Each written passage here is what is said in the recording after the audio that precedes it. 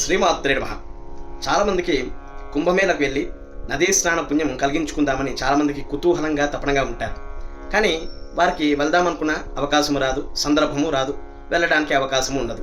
కావున అలాంటి వారికి ఎవరికైనా సరే ఆ కుంభమేళలో జరిగే నదీ స్నాన పుణ్యం కలగాలి అంటే ఇంట్లో కూడా ఆచరించవచ్చు. ఏ విధంగా అనేది తెలుసుకుందాం. ప్రప్రథమంగా ఒకసారి ముందు స్నానం ఆచరించి ఆ పిమ్మట ఇంట్లో గంగాజలం ఉంటే కనుక ఆ గంగాజలాన్ని ఒక రాగి పాత్రలో తీసుకోండి.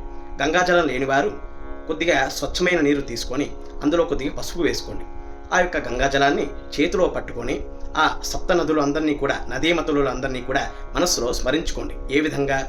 గంగేచ యమునైచేవ గోదావరి సరస్వతి నర్మదే సింధు కావేరి జలేస్మిన్ సన్నిధింకురు అని ఈ శ్లోకాన్ని పఠిస్తూ ఆ గంగాజలాన్ని ఆ బకెట్లో ఉన్న నీళ్ళల్లో వదిలివేయండి.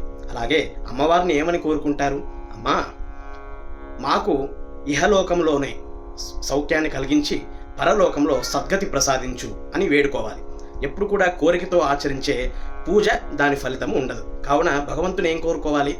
ఇహలోకం అనగా మనం ఇప్పుడు జీవించే ఈ యొక్క లోకంలో సౌఖ్యాన్ని కలిగించు, అలాగే పరలోకము అనగా మనం సద్గతి అయినాక ఆ యొక్క లోకంలో కూడా ముక్తిని ప్రసాదించు అని వేడుకోవాలి. అలాగే పితృదేవతలకి పుణ్యలోకం కలిగించాలి, పితృదేవతల యొక్క అనుగ్రహం కలగాలి అనుకుంటూ పితృదేవతని కూడా మనస్సులో స్మరించుకుంటూ ఆ నదీమతులందరినీ కూడా స్మరించి ఆ జలంలో ఆ నదీమతులని స్మరించి ఆ జలాన్ని ఆ నీళ్ళలో వదిలివేసి ఆ నీళ్ళతో స్నానం చేయాలి. ఏ విధంగా? పుండరీకాక్ష పుండరీకాక్ష పుండరీకాక్ష అంటూ 3 సార్లు ఆ నీళ్ళని మనపై పోసుకోవాలి. ఆ విధంగా ఆ యొక్క నదీ స్నాన పుణ్యం కలిగి అమ్మవారికి అనుగ్రహం విశేషంగా లభిస్తుంది.